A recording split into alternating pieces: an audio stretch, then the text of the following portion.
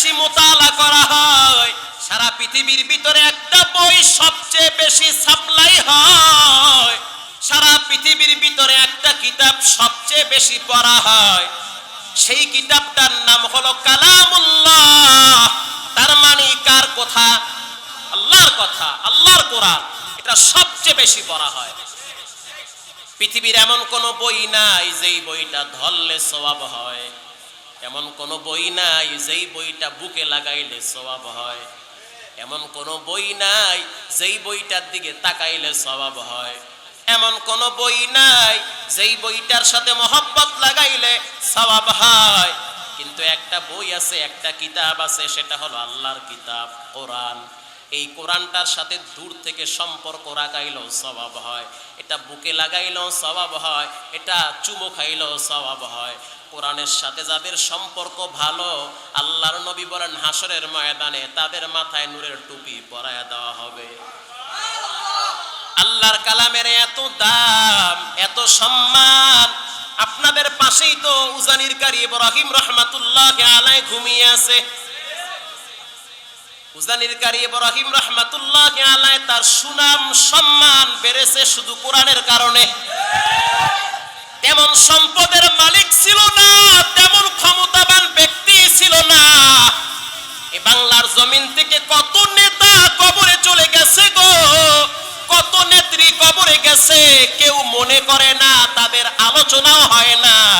আজ থেকে কত বছর আগে উজানির কারি ইব্রাহিম কবরে চলে গেছে, এখনো তার কথা মানুষের জিহ্বায় জিহ্বায় আলোচনা হয়। কেন হয়? বলে তার ব্যক্তিগত ক্রেডিট না, এটা হলো কোরআনের বরকত, কোরআনের বরকত। বাখা কুরআন কালামুল্লাহ বসন কদিমস্তি কদিমস্তি নইন ইলমা লানা ইল্লা মা আল্লামতানা ইন্নাকা আনতাল আলিমুল হাকীম। রব্বি ইশরাহ লি সাদরি ওয়া ইয়াসসির লি আমরি ওয়াহলুল উকদাতাম মিন লিসান واحلل عقدة من لساني يفقه قولي।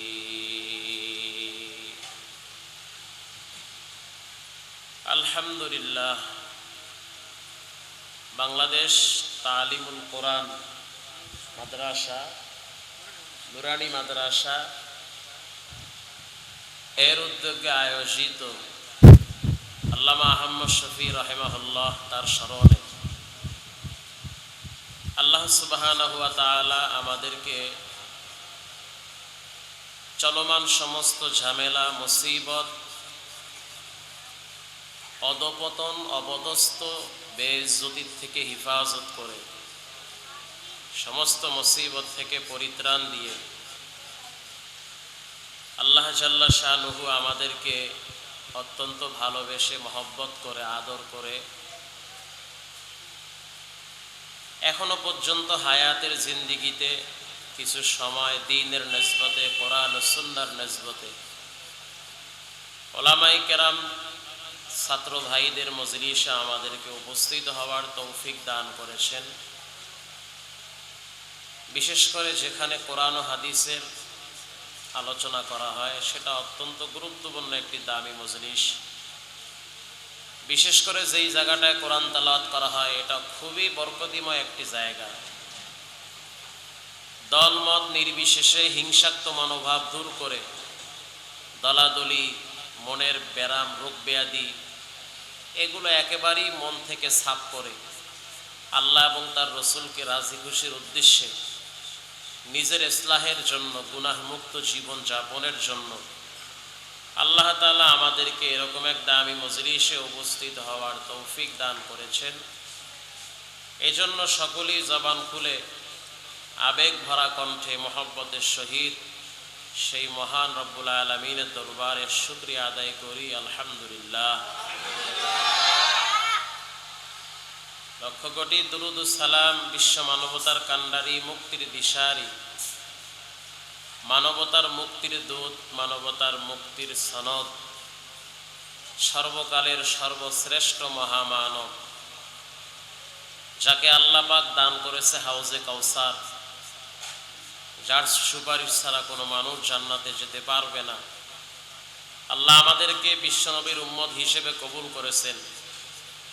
তিনি হলেন মুহাম্মাদুর রাসূলুল্লাহ সাল্লাল্লাহু আলাইহি ওয়াসাল্লামের উপর সর্বোপরি শকর, লাখো কোটি শকর যে আল্লাহ তাআলা আজকের রাত্রে অনেক মানুষকে দুনিয়া থেকে নিয়ে যাবে।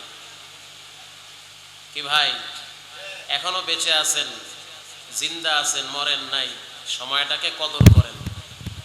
হিংসামি বাদ দেন, দোকানে বসে বসে ফেসবুক আর মোবাইলে গুতাগুতি আর দলাদলি মাস্তানি এগুলো বাদ দেন। মানুষ প্রতিদিন মরতেছে। আসার সময় দেখছি রোডে গাড়ি অ্যাক্সিডেন্ট, গতকালকেও দেখলাম কয়েক টুকরা করে লাশ বের করেছে। গতকালকে মুগদা এক প্রোগ্রাম থেকে যাইতেছি, গাড়ি আর বাস মুখোমুখি, ট্রাক, ড্রাইভারকে বের করতে হয়েছে কয়েক টুকরা করে। তার বাচ্চার কি অবস্থা, তার স্ত্রীর কি অবস্থা। ও ভাই, আমরা এখনো জীবিত আছি, আল্লাহ আমাদেরকে এখনো বেঁচে থাকার সুযোগ দিয়েছে, এজন্য সকলেই পড়ি আলহামদুলিল্লাহ। একটা মানুষ প্রতিদিন 1440 মিনিট সময় পায়। এই 1440 মিনিটে কি করলেন বলেন? আজকে সারাদিন কি করলেন একটু হিসাব মিলান। কয়টা মিথ্যা কথা বলছেন, কয়বার গীবত করছেন, কতবার সমালোচনা করছেন, কতবার মোবাইলে ফেসবুকের গুনাহ টিপেছেন, দেখেছেন। এগুলোর হিসাব আল্লাহর কাছে দিতে হবে। মানুষ মরণশীল, কেউ থাকতে পারবে না, আর থাকতে চায়ও না দুনিয়ায়। আপনি আমি যতই চেষ্টা করি থাকতে পারবো না, আর থাকবো না। আর ঝামেলার দুনিয়া একটা, মামলা হয়, হামলা হয়। ভালো থাকতে চাইলেও মানুষ ভালো থাকতে দেয় না। আপনি ভালো থাকবেন, আরামে থাকবেন, সুন্দর জীবন যাপন করবেন, আপনার দুশ্মন যারা, এরা আপনাকে ভালো থাকতে দিবে না। এদের দিলটা হলো বেকার, এরা নিজেরাও ভালো থাকতে পারে না, আর একজনকেও ভালো থাকতে দেয় না। আল্লাহ পাক এদের রোগ আরো বাড়ায় দিয়েছে।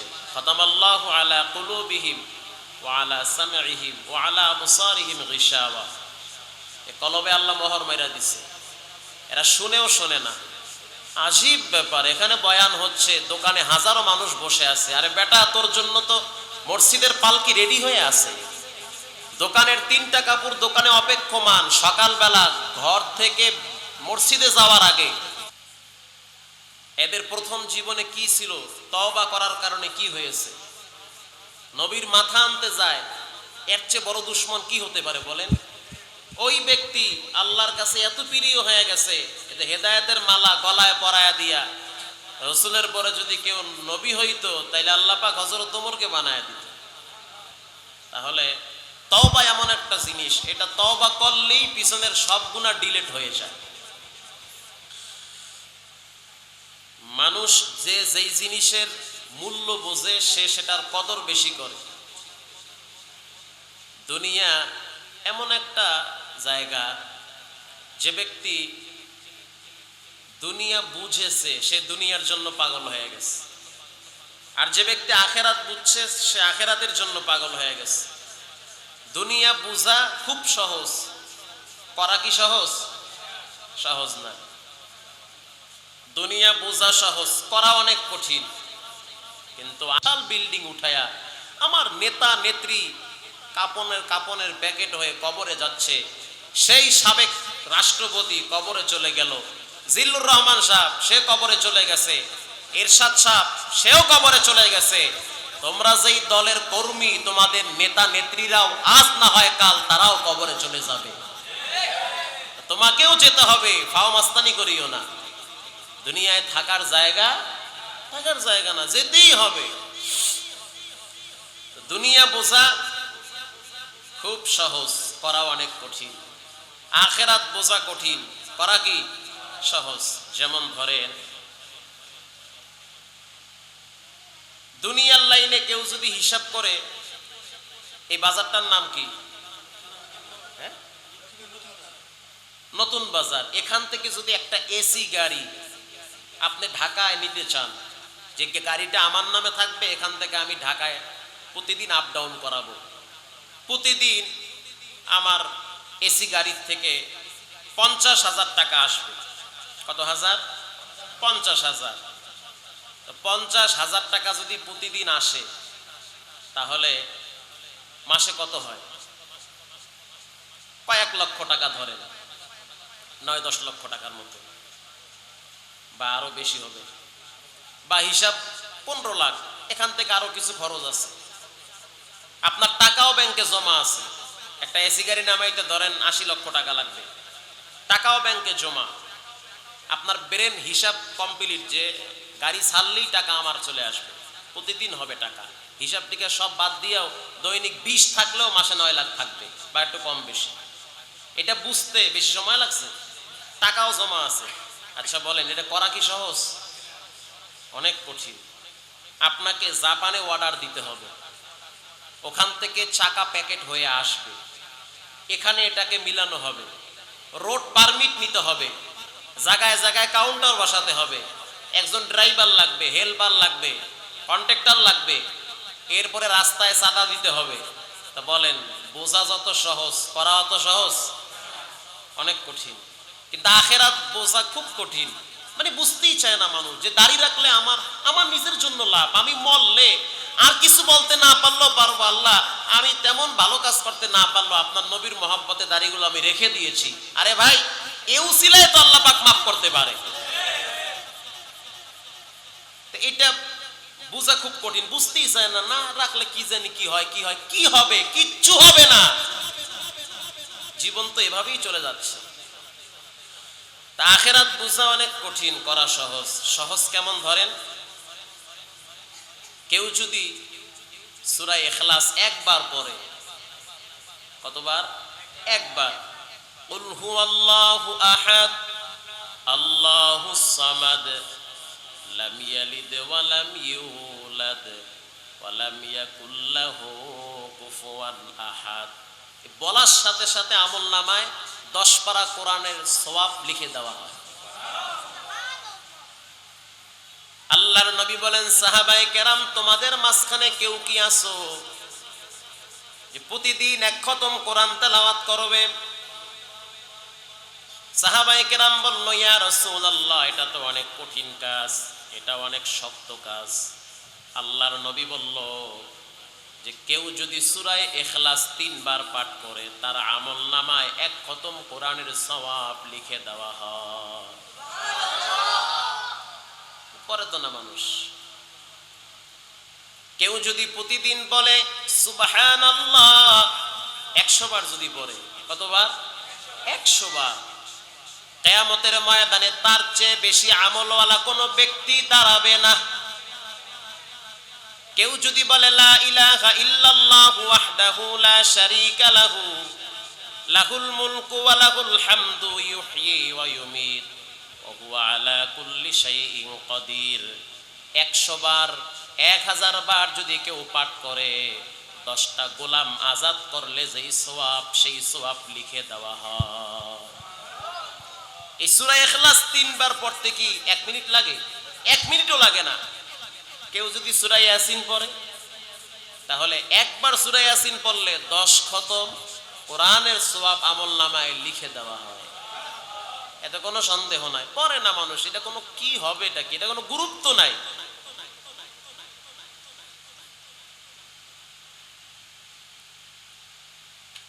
বর্তমান সারা বাংলাদেশের ভিতরে মানুষ প্রকাশ্যে গুনাহের জন্য সবচেয়ে বেশি প্রতিযোগিতা করে। আজকে আপনারা সোশ্যাল মিডিয়ায় বিভিন্ন পত্র পত্রিকায় দেখতে পান যে ধর্ষণের শিকার হয় দেশের অনেক মা বোনেরা। হয় কি হয় না?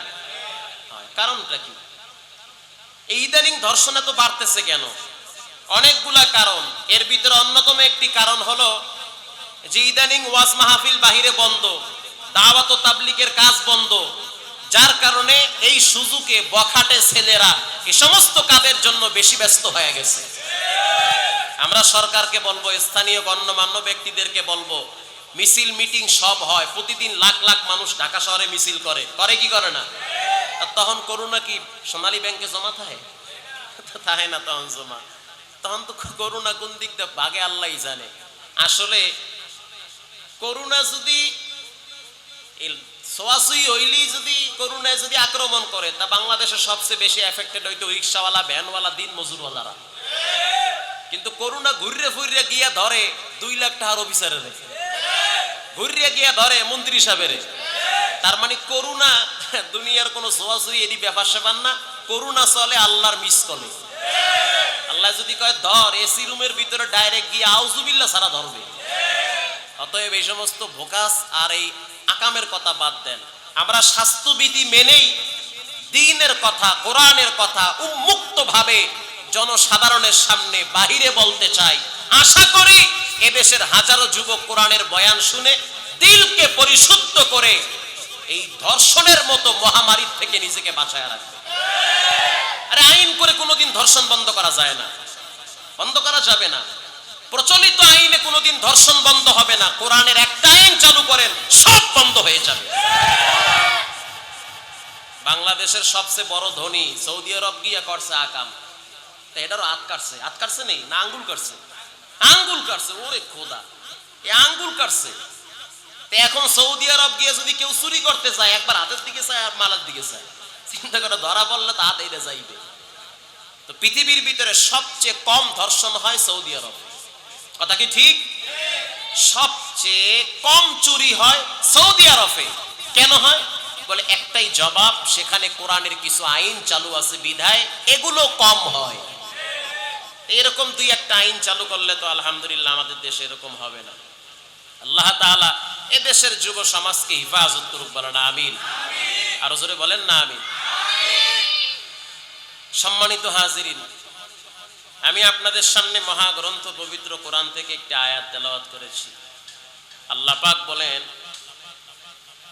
যে আমি এমন একটি কিতাব দুনিয়াতে পাঠিয়েছি যেই কিতাবের ভিতরে কোনো ভুল নাই, কোনো সন্দেহ নাই।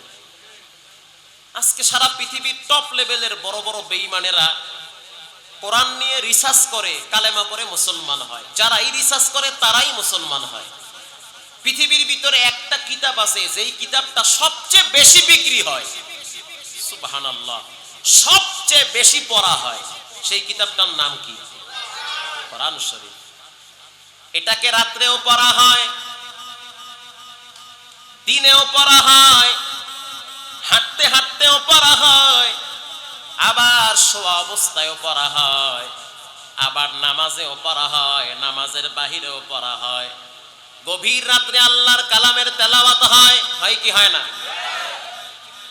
বাংলাদেশের মানুষ যেই পরিমাণ পাপ করে ওই পরিমাণ গজবে পড়ে না, পড়ে?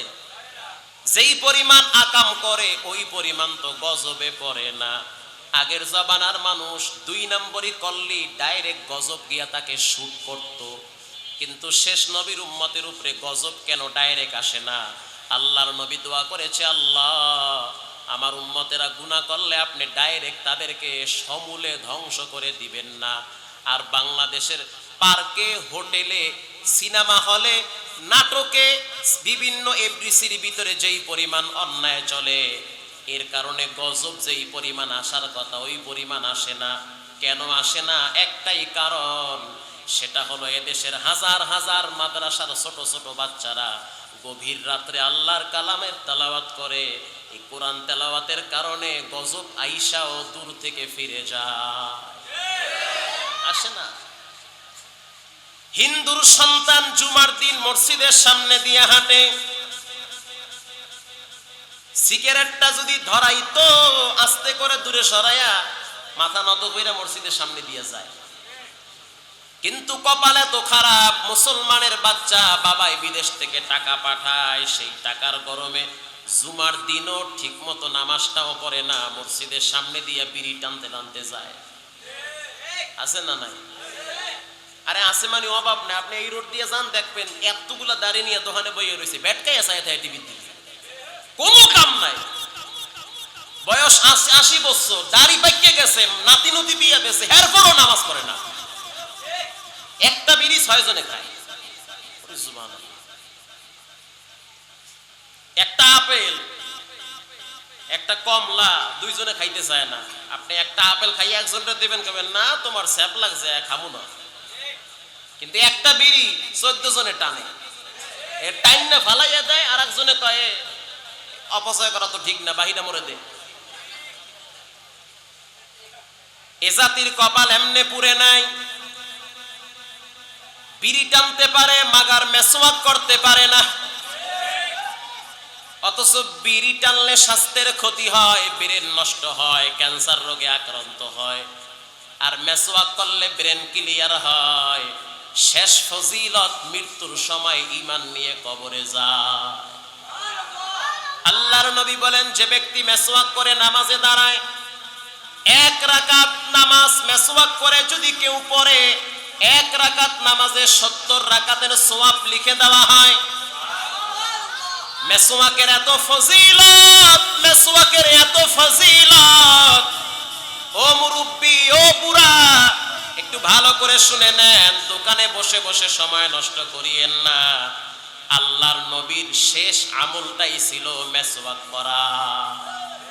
মৃত্যুর আগে আগে শেষ আমল কি ছিল? মেসওয়াক।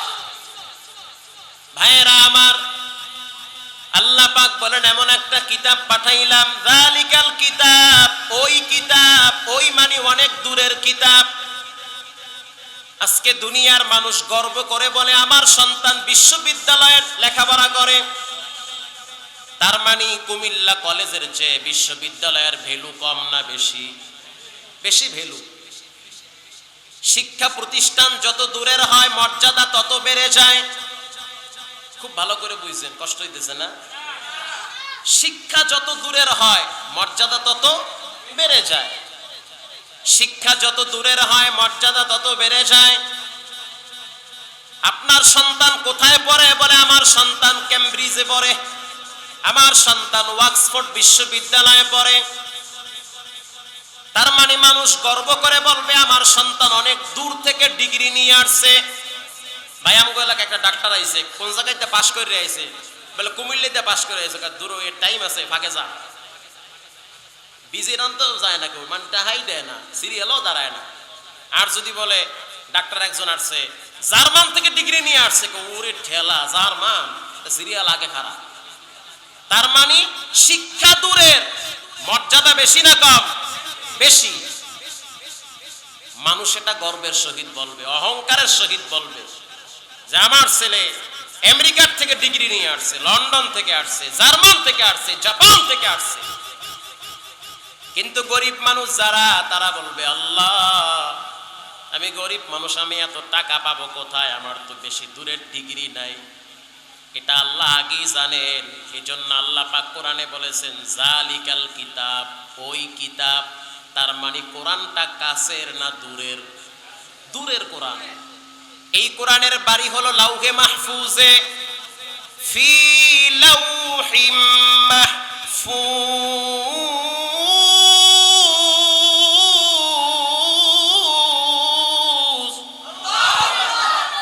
কোরআনের বাড়ি কোথায়?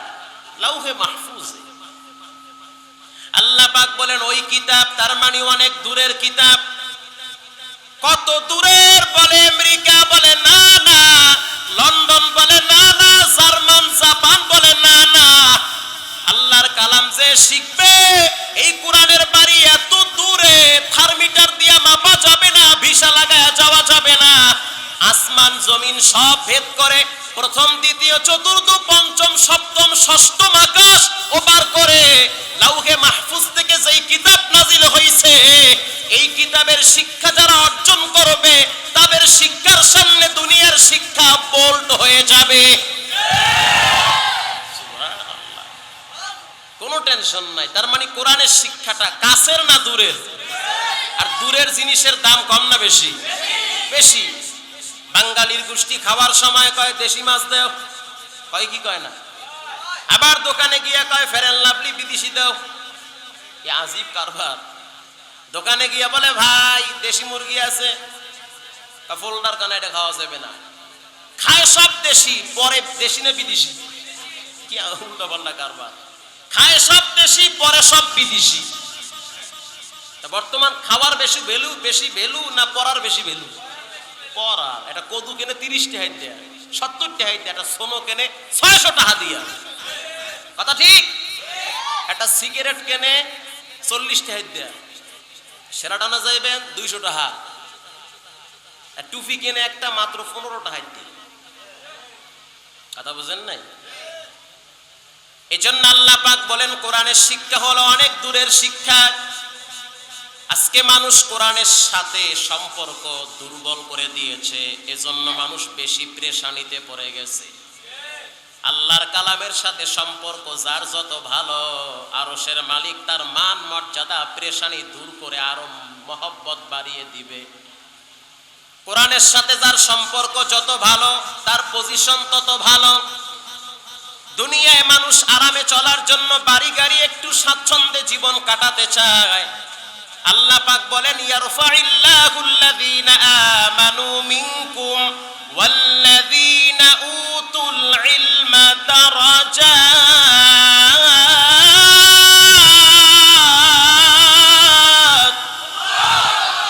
যার ভিতরে কোরআন থাকবে তার মর্যাদা এত বাড়ায় দেওয়া হবে।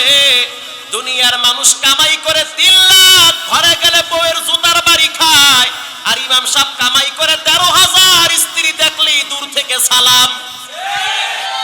দুনিয়ার লাইনে কোটি টাকার মালিক, শেষ বয়সে বৃদ্ধাশ্রমে গিয়ে আঙ্গুল চষে। ছেলে আমেরিকা, আর এক মাইয়া লন্ডন, আর একটা কানাডা, আর শেষ বয়সে বৃদ্ধাশ্রমে গিয়া কান্দে।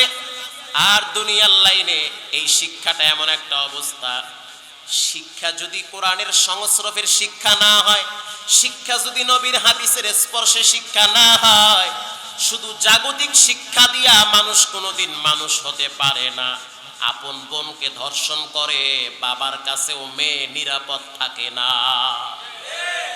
আর যদি কোরআনের শিক্ষা মানুষের সিনা থাকতো, তাহলে ওই মানুষগুলা জীবন চলে গেল বাবার চোখের দিকে তাকাইয়া বেয়াদবিমূলক কথা বলতো না। আমি তো আমার আব্বারে দেখছি সকালবেলা ফজরের নামাজের জন্য 14 বার ধমক দিত, দরজা টাকাইতো। আর বর্তমান সমাজের মা বাবারা প্রাইভেটে না গেলে, কোচিং এ না গেলে ধমক দেয়, মাগার ফজরের নামাজের জন্য একবারও ধমক দেয় না। কোনো লাভ নাই, শেষ বয়সে চাইনিজ কুড়ালের কোপ খাওয়া লাগবে, কোনো লাভ নাই। আজকে ছেলে বাবার কলার ধরে ইয়াবা খাওয়ার জন্য, আজকে মায়ের মাথায় বাড়ি দেয় টাকার জন্য। কি ব্যাপার? বলে আমি মদ খামু। আল্লাহর দরবারে শুকরিয়া, এমন ঘটনা বাংলাদেশে নাই। কোন আলেম, কোন হাফেজ, একেবারে সাধারণ মক্তবের ছাত্র, অল্প কিছুদিন লেখাপড়া করছে, শুধুমাত্র কোরআনটা কিছু বুঝে, কিছু পড়তে পারে, নবীর হাদিস কিছু বুঝে, কিছু পড়তে পারে। এই ছেলেটা বড় হওয়ার পরে জীবন চলে গেল ইয়াবা বাবা গাঁজা খাওয়ার জন্য। মা বাবার চোখের দিকে তাকায়া কখনোই বেয়াদবি করবে না। এই শিক্ষাটা আলহামদুলিল্লাহ আমাকে মাদ্রাসায় দেওয়া হয়। আল্লাহ পাক বলেন কিতাবুন আনজালনাহু ইলাইকা লিতুখরিজান নাসা মিনাজ যুলুমাতি ইলান নূর।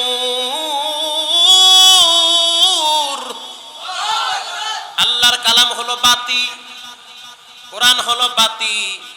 কোরআন যেখানে থাকবে সেই জায়গাটা আলোকিত করবে, যেখানে কোরআন নাই সেই জায়গাটা আলো না অন্ধকার? অন্ধকার। আগে দেখতাম ঘর থেকে কোরআনের আওয়াজ বের হতো, আর এখন ঘর থেকে স্টার জলসার আওয়াজ বের হয়। লজ্জা নাই, শরম নাই, বেহায়া, কত বড় বেলাজা। ধর্ষণ বাড়ে কেন? বলে ধর্ষণ বাড়ে, নাটকে ধর্ষণ শিখায়। ধর্ষণ বাড়ে কেন? সিনেমায় কেমনে ধর্ষণ করে এগুলা সিনেমায় শিখায়। বাবার সামনে ছেলেকে কিভাবে ধরে নিতে হয়, মেয়েকে টেনে হেসরায় কেমনে নিতে হয়, এই শিক্ষা সিনেমায় নাটকে দেওয়া হয়। হবে না কেন? আরো হবে সামনে। এগুলো বন্ধ করতে হলে বিদেশি স্যাটেলাইট বন্ধ করে দেন, এই অশ্লীল নাটক বন্ধ করে দেন, অশ্লীল সিনেমা বন্ধ করে দেন। এ দেশ থেকে এ সমস্ত বেহায়াপনা সব বিদায় নিবে। ছেলে মেয়ে মা বাবা একসাথে বয়া বয়া নাটক দেখে। আরে ভাই, নাটকে কি বয়ান করে? নাটকে কি বাগরির ট্রেনিং দেয়? কথা বলেন না কেন? নাটকে কি ভদ্রতা শিক্ষা দেয়? হ্যাঁ, নাটকে কি শিক্ষা দেয় জানেন? শিক্ষা দেয় এইটা যে মেয়ে বলে বাবা আমি বড় হয়েছি, বুঝতে শিখেছি, আমার সিদ্ধান্ত আমাকে নিতে দেন। বাবার নাকে চুল দিয়া, বাবার চোখের সামনে কালি লাগায়া আর একটা ছেলের হাত ধরে চলে যায়। এই শিক্ষা নাটকে সিনেমায় দেয়, এটা দেয় সিনেমায়। 5-6 জনে মিল্লা বয়া বয়া নাটক ব্যাটকে চায়া দেখে। তা কয়দিন পর শুনি যে মাইয়া গেছে একজনের লাগে। তো ফজরের সময় বুড়ায় কান দেখে কাকালা আমার বউ চলে গেছে আর একজনের লাগে। এরকম তো হইবি আরো। এজন্য আল্লাহ তাআলা বলেন যে ঘরে কোরআন তেলাওয়াত হয়, যেখানে কোরআন থাকে ওই জায়গা থেকে অন্ধকার দূর হয়ে যায়। মানুষের বাতি হলো কোরআন। এই কোরআন যেই জায়গায় থাকে না সেই জায়গাটা অন্ধকার থাকে। আজকে 95% ঘরে অশান্তির আগুন আছে না নাই? বাবাই বড় টেনশনে থাকে, মেয়েটা কোথায় গেল, কখন আসবে, কি করবে, কোচিং এর নামে আর এক জায়গায় গিয়া ফিল্ডিং মারে। সমাজে একটা স্লোগান হয়, দেশ বাঁচাও সমাজ বাঁচাও। কষ্ট হইতেছে না? দেশ বাঁচাও সমাজ বাঁচাও। দেশ তো বাঁচাতে হবে, এই দেশ তো আমাগো দেশ, আমার দাদা রক্ত দিয়েছে দেশের লইয়া, তাই না? দেশ আমার, সমাজও আমার। তাহলে এই সমাজ যত খুন হয়, ধর্ষণ হয়, এগুলো করে কি লন্ডন থেকে মানুষ এসে? এই দেশের সোনার ছেলেরা। দেশ বাঁচাও সমাজ বাঁচাও, এই স্লোগানের পূর্বে আরেকটি স্লোগান দিতে হয়। সেটা হলো, প্রত্যেকটা বাবা যদি বলে আমি আমার ছেলেকে ইয়াবা থেকে, গাঁজা থেকে, বাবা থেকে, মদ থেকে বাঁচাবো, আমি আমার মেয়েকে কলেজের নামে ফাঁকি দিয়ে আরেকটা ছেলের সাথে রিকশায় বাদাম খায় এগুলোর থেকে বাঁচাবো, সিনেমার থেকে বাঁচাবো, ব্যভিচার থেকে বাঁচাবো, খোদার কসম দেশ বাঁচবে, সমাজও বেঁচে যাবে। আপনি আপনার ছেলেকে বাঁচান, প্রাইভেটের নাম দিয়ে আরেক জায়গায় গিয়ে কি করে খবর নেন, কিন্তু সেই খবর তো নেন না। আপনি ওই পার্টি অফিসে বইয়া বইয়া নেতার স্লোগান দেন আর পচা বিড়ি আর চানাচুর খান। এদিকে মাইয়ারা জনের লাগছে গা। নিজের ঘর বাঁচান, এজন্য আল্লাহ পাক বলেছেন উ আনফুসাকুম ওয়া আহলিকুম নারা, নিজে জাহান্নামের আগুন থেকে বাঁচো আর একজনকে বাঁচাও। কোরআনের শিক্ষা খুব জরুরি। খালি মোল্লারাই কোরআন পড়বে না, প্রত্যেকটা মানুষের জন্য কোরআন হলো হিদায়াত, কোরআন হলো নূর। যারা কোরআন গ্রহণ করবে এদের জীবনের অশান্তি মুসিবত দূর করে দিবেন কে? আল্লাহ তাআলা। আগের জামানার মানুষের ভিতরে কোরআনের কত আকর্ষণ ছিল। সারা পৃথিবীর ভিতরে একটা কিতাব সবচেয়ে বেশি মোতালা করা হয়, সারা পৃথিবীর ভিতরে একটা বই সবচেয়ে বেশি সাপ্লাই হয়, সারা পৃথিবীর ভিতরে একটা কিতাব সবচেয়ে বেশি পড়া হয়। সেই কিতাবটার নাম হলো কালামুল্লাহ। তার মানে কার কথা? আল্লাহর কথা, আল্লাহর কোরআন। এটা সবচেয়ে বেশি পড়া হয়। পৃথিবীর এমন কোন বই নাই যেই বইটা ধরলে সওয়াব হয়, এমন কোন বই নাই যেই বইটা বুকে লাগাইলে সওয়াব হয়, এমন কোন বই নাই যেই বইটার দিকে তাকাইলে সওয়াব হয়, এমন কোন বই নাই যেই বইটার সাথে মহব্বত লাগাইলে সওয়াব হয়। কিন্তু একটা বই আছে, একটা কিতাব আছে, সেটা হলো আল্লাহর কিতাব কোরআন।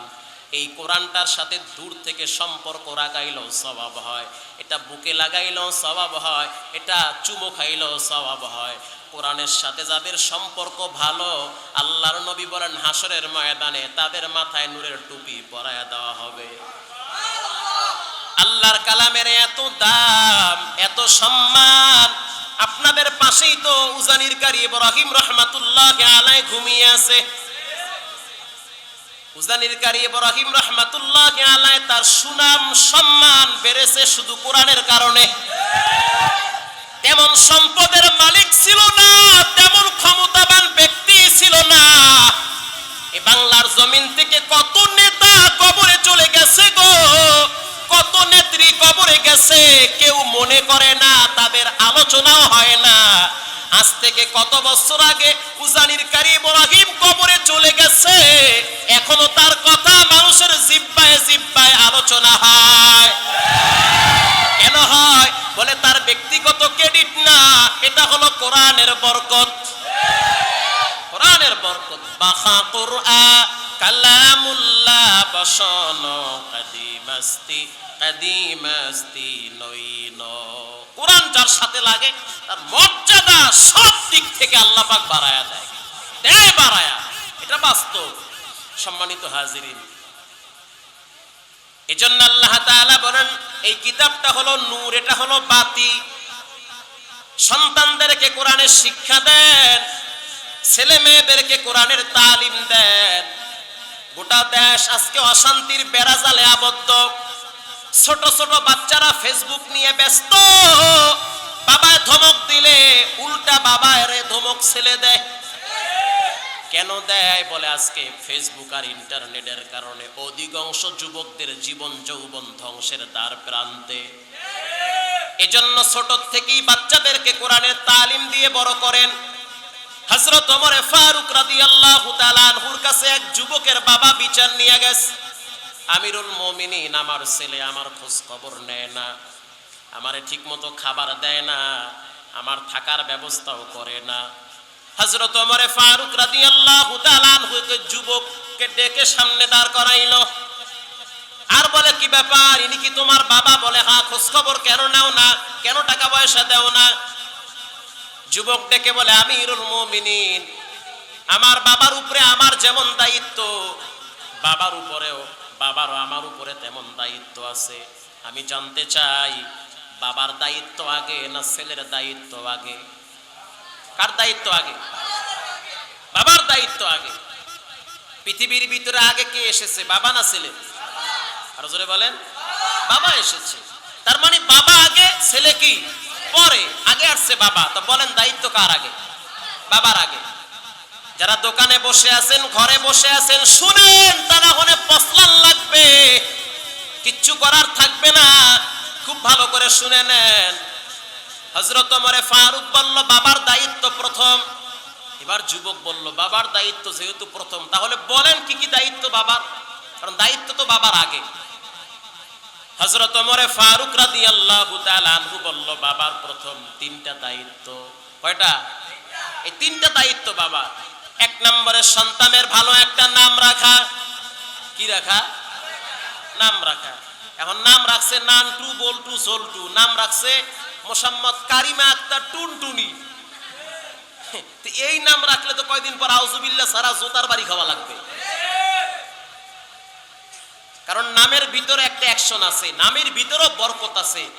কিতাবে এসেছে হাসরের ময়দানে অনেক ব্যক্তিকে আল্লাহ পাক নামের উসিলায় মাফ করে দিবে। নাম ভালো, আবু বকর, কত সুন্দর নাম। ওমর, ওসমান, আলী, তালহা, জুবায়ের, চমৎকার নাম। নামের উসিলায় ক্ষমা। এক নম্বরে বাবার দায়িত্ব ভালো একটা নাম রাখা। নীলফামারী এক এলাকায় ওয়াজে গেছি, একটা ছেলে নিয়ে আইছে, একটু দোয়া করে দেন। নাতি লই আইছে, দাদা নাতিরে লই আইছে, একটু দোয়াটা করে দেন, আমার নাতি। আর নাতির নাম কি? আমার নাতির নাম হইছে হামান। সুবহানাল্লাহ। কি না? হামান নাম। আমি তো জিব্বায় কামড় দিছি, ও কয় কি হামান? আবার এটা কেমন নাম? হামান তো মারাত্মক সিরিয়াস, ভেরি সিরিয়াস নাম। এটা তো মারাত্মক নাম, হামান নাম রাখছে। তা হামান নাম পাইছেন কোথায়? কারে আল্লাহ কন কি আপনি জানেন না? না, আমি জানি না। তা হামান নাম তো কোরআনে আছে, আপনি হুজুর মানুষ জানেন না মানে? তো কোরআনে তো ফেরাউনের নামও আছে। ফেরাউন রাহেন নাই কাকা? আরে আল্লাহ, ফেরাউন নাম রাখলে তো ইজ্জত থাকবে না, ওটা তো বদমাশ। হামান তো সাহাবী গো বা নবী গো নাম। এই নামটা কে রাখছে? বলে নাম রাখছে আমার বউ। তার মানে এই নাতির কি নানি, এই নাতির নানি নাম রাখছে হামান। নানি পাইছে কোথায়? নানি পাইছে কোরআনে, ফাঁকে ফাঁকে লেখা আছে হামান ওয়া ফিরাউন। তো মনে করছে ফেরাউন না শয়তান, হামান বুঝি ভালো, হামান বুঝি নবী গো নাম, রেখে দিলাম নবী গো নাম। এজন্য ভালো নাম না রাখলে বড় মুসিবতে পড়তে হয়। মজার একটা কথা ভাই কইয়ালে কষ্ট হইতেছে না? এবার গরম তো ভাই ভাই একটু মেডিসিন, মানে একটু ভাই ভাই সালাদ না দিলে ভালো লাগবে না। হাকিমুল উম্মাত থানবী রাহমাতুল্লাহ আলাইহি মুস্কি হাসিতে একটা চমৎকার ঘটনা লাগছে। এক বেচারায় 80 বছর বয়স, দাড়ি সব পাইকে গেছে। এখন আল্লাহর কাছে বলে, আল্লাহ আমার একটা ছেলে দেন। কি দেন? এটা ছেলে দেন। আল্লাহ সুবহানাহু ওয়া তাআলা তার ভান্ডারে তো কোনো জিনিসের অভাব নাই, তো দেশে একটা ছেলে। 80 বছর বয়সে যদি একটা ছেলে হয়, পুরো মহল্লা একটা হাসাহাসি না? তো মাশাআল্লাহ, চাচা এই বয়সে ফাইনাল ঘটাই হেলাইছে একটা আনসিজনে ফল। কিছুদিন পরে চাচায় নাম রাখছে আর পাইস না,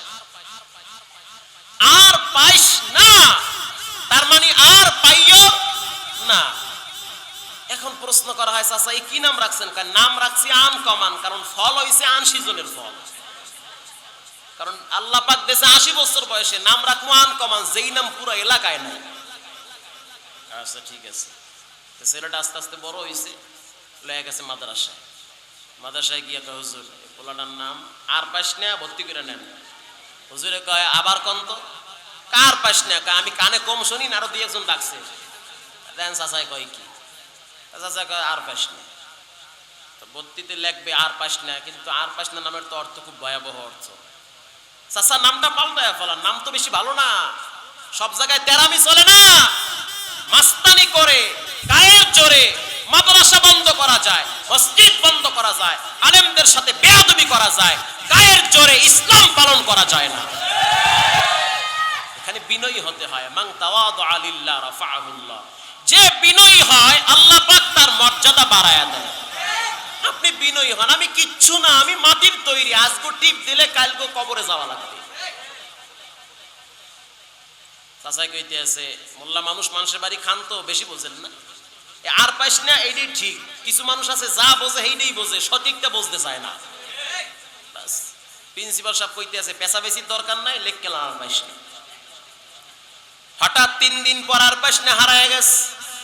ভাত খাইতে গেছে, রাস্তা উলাইয়া কই গেছে কেউ খুঁজতে পায় না।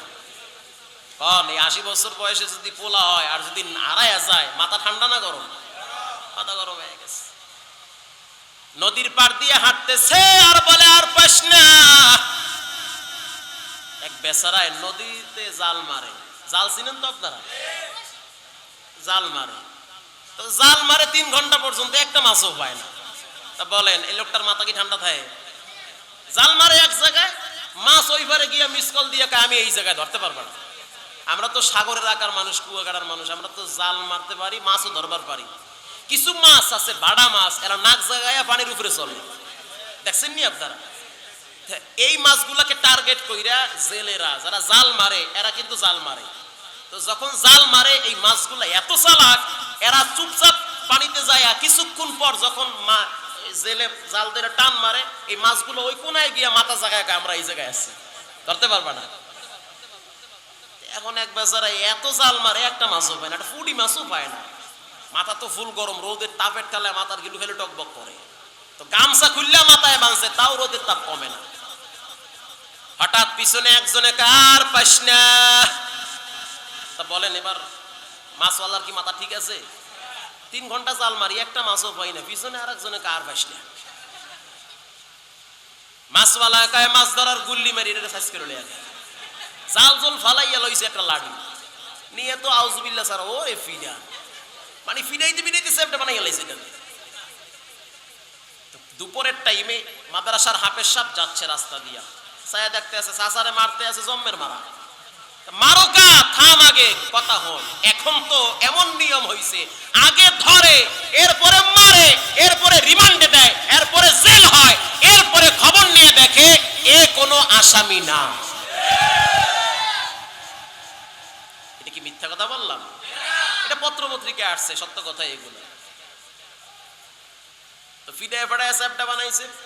হাফেজ সাহেব বলতে আছে মারেন কা? 3 ঘন্টা জাল মারি, একটা মাছও পাই না। চাচায় অভিশাপ দেয় আর পাইস না, এই জন্য সাইজ করছে। হাফেজ সাহেব ডাক দিয়া বলে, চাচা রাগ করবেন না, আপনার পায়ে হাত, মনটা খারাপ করবেন না। নিজের মন মতো ইসলাম পালন করা যায় না। আমি আপনাকে প্রথমেই বলেছিলাম নামটা ভালো না, নামের সাথে ইসলামের সম্পর্ক নাই। নামটা পাল্টায় ফেলান, এই নামটার সাথে কোরআনের সম্পর্ক নাই। যেহেতু নামটা ভালো না, কাজের ভিতরে ভেজাল লাগবে। আপনি তেরামি কইরা মাস্তানি করে নামটা রাখছেন, যেখানে সেখানে এভাবেই বাসের বাড়ি খাইতে হয়। হযরত ওমরে ফারুক বলল, দ্বিতীয় দায়িত্ব হলো, প্রথম দায়িত্ব ভালো একটা নাম রাখা, প্রথম দায়িত্ব সন্তানের জন্য ভালো একটা মা নির্বাচন করা। মা যদি ভালো হয়, পেটের বাচ্চাটাও ভালো হওয়ার আশা করা যায়। আগের জমানার মারা গর্ভবতী হইতো, পাশের বাড়ির ভাবিরাও জানতো না কখন বাচ্চা হয়ে গেছে, কখন গর্ভবতী হইছে। আর এখন বাচ্চা প্যাডে আসে, জ্বলে আর টিভির রিমোট দিয়ে সিরিয়াল পাল্টায়, ওটা দুনিয়া খবর দেয় যে আইতে আছে মেহমান একজন। আরে খোদা! হযরত ওমরে ফারুক বলল, প্রথম বাবার দায়িত্ব ভালো একটা মা নির্বাচন করা। এরে যুবক, যারা বিবাহ শাদী করো নাই, বিবাহ করার আগে খবর নাও মেয়ে নামাজ পড়ে কিনা, মেয়ের মা নামাজ পড়ে কিনা, পর্দা করে কিনা, হারারায় ফেসবুক টিপে কিনা, কার সাথে চ্যাটিং করে, কত বছর বয়স থেকে কি করে। তুমি যদি সলিড হও, তোমার বিবিও আশা করা যায় সলিড পাবে। তুমি 14 জায়গায় লুচ্চামি করবা, তোমার বিবি সলিড চাবা, এটা হতে পারে না। তবে তাহলে করার কি আছে? একটাই করার আছে, তওবা করো, আল্লাহ পাক ভালো জিনিস মিলাইয়া দিবে। হযরত ওমরে ফারুক বলল, ভালো একটা মা নির্বাচন করা। 2 নম্বরে সন্তানের ভালো একটা নাম রাখা। 3 নম্বরে সন্তানকে কোরআন শিক্ষা দেওয়া। তা আমি চিন্তা করে দেখলাম কোরআন শিক্ষা দেওয়া ব্যাপারটা কি, পরে চিন্তা করে দেখলাম কথা তো সত্য। আপনি আপনার ছেলেকে আল্লাহকে চিনাবেন, রসুলকে চিনাবেন, এটা হলো মূল কথা। আপনি আপনার ছেলেকে আল্লাহকে চিনাবেন, রসুলকে চিনাবেন। যেই আল্লাহ আপনার ছেলেকে প্রতিবন্ধী বানায় নাই, লুলা বানায় নাই, কানা বানায় নাই, বোবা বানায় নাই, ওই আল্লাহকে আপনি ছেলেকে চিনাবেন, রসুলকে চিনাবেন। আল্লাহ তাআলা আপনার মহব্বত ছেলের কলিজায় ঢেলে দিবেন। আর আপনি আল্লাহকে চিনাবেন না, রসুলকে চিনাবেন না, 2 দিন পর ছেলে আপনাকে চিনবে না। সকালবেলা বাবা দেখছি আমার কানের নিচ দিয়া ধইরা টাইনা মসজিদে পাঠায়া দিত। একবার যদি বলতাম, আব্বা এত জোরে টানেন কেন, বাবাই কইতো, চুপ, আব্বা পরে ক, আল্লাহ আগে ক। এখন চিন্তা করি, ওরে খোদা, ওই দিন যদি বাবাই লেওলা করতো আর কুদু কুদু করতো, আজকে বাবার পকেট সিগারেটটা হালাইয়া সিনেমা দেখতে যাইতাম। বান্দার কাজ চেষ্টা করা, রাস্তা খুলে দিবেন কে? আগের জামানার তো বাচ্চাদের ভিতরেও তো আল্লাহর ভয় ছিল, বাচ্চাদের ভিতরেও আল্লাহর কি ছিল? ভয় ছিল। আর এখনকার জামানার মুরব্বীরা হসপিটালে, পঙ্গু হসপিটালে, এক সাইড লাগিয়ে গেছে, আর এক সাইড ভালো আছে, ওই আর এক সাইডের হাত দিয়ে টিভির রিমোট দিয়ে সিরিয়াল পাল্টায়। তো অর্ধেক কবরে গেছে, আর বড় ভালো হয় না। বাপ ছেলেকে বলতেছে, এই ছেলে, ডাইনে বামে তাকায় দেখ, কোন মানুষ আছে? বলে না আব্বু, কেউ নাই। আঙ্গুর ফল, আঙ্গুর ঝুলতেছে দামেস্কে কোন এক এলাকায়। আমি আঙ্গুর ছিলতে যাব, আর তুই রাস্তায় দাঁড়ায় থাকবি, যদি কেউ দেখে আমাকে বলবি, আমি সিরা বন্ধ করে দিব। কথা কি বুঝতেছেন? এটা কি চুরি না? এটা চুরি। তা আঙ্গুর ফল ছিটতে গেছে, সন্তান চিৎকার শুরু করছে, ইয়া আবি আহাদুই ইয়ারানা, হে আমার আব্বা, কে যেন আমাদেরকে দেখতেছে। বাবা আঙ্গুর ফালায়া তুই দৌড়ে কাছে আইছে, আয়া বলে কে দেখতেছে? ছেলে চুপ হয়ে গেছে। আবার কাছে বাবা আঙ্গুর ছিটতে, ছেলে ডাক দিয়া বলে, ইয়া আবি আহাদুই ইয়ারানা। বাবা আবার দৌড়ে আসছে, ছেলে অস্থির হয়ে গেছে। বাবা বলতেছে, ওই লোক তো দেখি না, কে দেখতেছে? ছেলে ডেকে বলতেছে, মানুষে দেখে না, মানুষের আল্লাহ দেখতেছে। মানুষে দেখে না, মানুষের আল্লাহ দেখতেছে। আহারে, এতটুক বাচ্চার ভিতরেও কার ভয় ছিল? আল্লাহর ভয় ছিল। আর এখন তো বাবা শিখায়া দেয়, যা ওই গাছের বড়ই ফেরে লইয়া।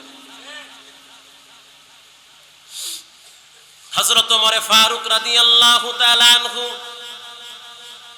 গভীর রাত মহল্লায় মহল্লায় টহল দিতেছে, কার কি অবস্থায় রাত্র কাটতেছে। হঠাৎ কানে আওয়াজ শুনতেছে, মা আর মেয়ে দুইজনে বসে বসে দুধ নিয়ে গল্প করে। মেয়ে ডেকে বলে, মা, বকরির দুধ কম হয়েছে, বাজারে কি নিয়ে যাব? মা ডেকে বলে, যেহেতু দুধ কম হয়েছে, দুধের ভিতরে কি মিশায়া দাও? পানি মিশায়া দাও। মেয়ে ডেকে বলে, আমিরুল মুমিনিন হযরত ওমর তো নিষেধ করেছেন। মা ডেকে বলে, এই গভীর রাত্রে তো ওমর দেখে না, মেয়ে ডেকে বলে ওমর তো দেখে না, কিন্তু ওমরের আল্লাহ তো দেখতেছে। হযরত ওমর শোনার সাথে সাথে থমকে দাঁড়িয়ে গেছে, ঘাম বের হয়ে গেছে। ওমর দেখে না, কিন্তু কে দেখে? ওমরের আল্লাহ দেখতেছে। হারকে দারাত খাউফে হাকাদার দিল মাদাম জান্নাতুল মাওয়া দেহাদুরা মাকাম। ওমর দেখে না, কিন্তু ওমরের আল্লাহ তো দেখতেছে। আপনারা ইতিহাস জানেন, পুত্রবধূ হিসেবে এই মেয়েটাকেই নিয়ে আসছে। যেদিন ছেলের বউ হিসেবে ঘরে নিয়ে আসছে, ছেলের বউকে ডেকে বলে, মা শুনে নাও, আমি তোমার শ্বশুর আব্বা। তোমার একটা কাজ, আমি যখন প্রতিদিন সকালবেলা খেলাফতের দায়িত্ব নিয়ে বাহিরে বের হব, আমি সকালবেলা যখন সংসদ ভবনে যাব, তুমি আমাকে স্মরণ করিয়ে দিবে, ওমর তো দেখে না, ওমরের আল্লাহ দেখতেছে। এই কথাটা তুমি প্রতিদিন বলবে।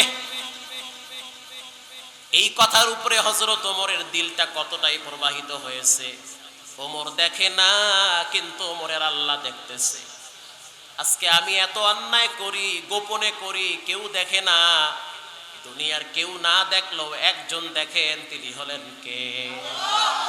তিনি হলেন আল্লাহ।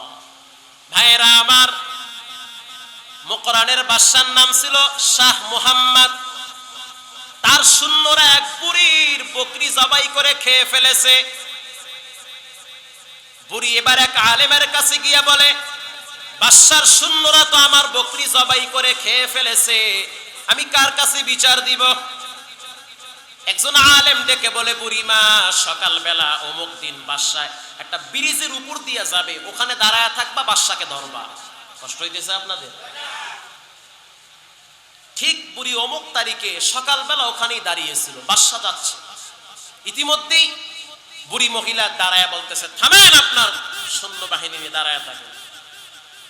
বাদশা বলতেছে, বুড়িমা কি ব্যাপার, আমারে থামায় দিলেন? বলতেছে, একটা মুকদ্দমা নিয়ে আসছি আপনার কাছে, এটার ফয়সালা কি ব্রিজে করবেন না পুলসিরাতের গোড়ায় করবেন? আল্লাহু আকবার। এই সমাধান কি এখানে করবেন না পুলসিরাতের গোড়ায় করবেন? বাদশার ভয়েতে কাঁপুনি শুরু হয়ে গেছে। বাদশা ওখান থেকে নেমে বলতেছে, বুড়িমা আপনার পায়ে হাত, পুলসিরাতের গোড়ায় আমারে আটকায়া দিয়েন না। সমাধান দুনিয়াতেই করতে হবে, মরার পরে সমাধানের কোনো রাস্তা খোলা থাকবে না। এগুলো ছিল আগের জমানার মানুষের ভয়। এই ভয়গুলা কখন আসে বলে, যখন আল্লাহর কোরআন তেলাওয়াত করে।